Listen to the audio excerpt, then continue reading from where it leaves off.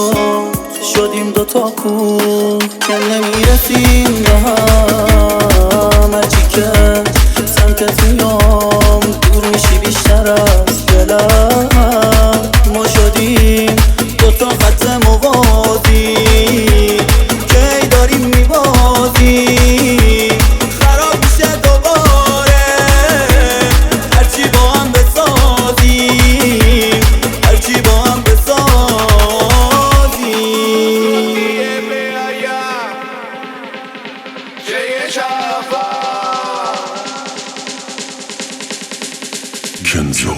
برو پشتم نگاه نکن دیگه نه،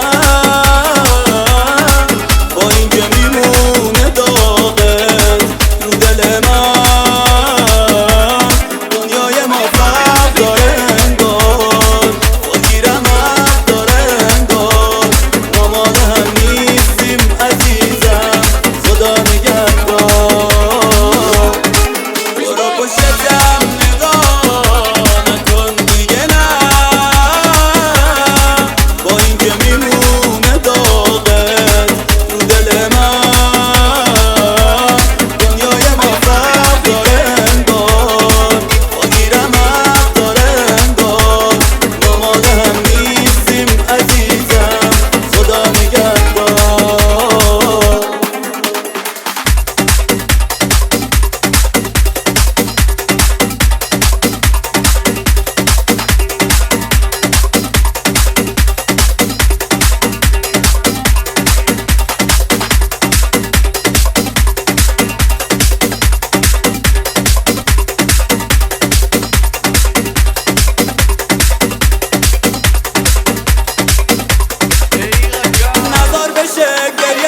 نمک زخمم. شاید الان فکر کنی خیلی بیرحمم، اما از تو داغون ترم.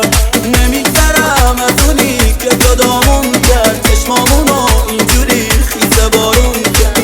لعنت به اونی که این کارا بامون کرد. برو پشتم نگاه نکن دیگه نه، با این که میمونه داغت رو دل من. دنیای ما فرق داره انگار، فالگیرم حق داره انگار. ما مال هم نیستیم عزیزم، خدا نگهدار.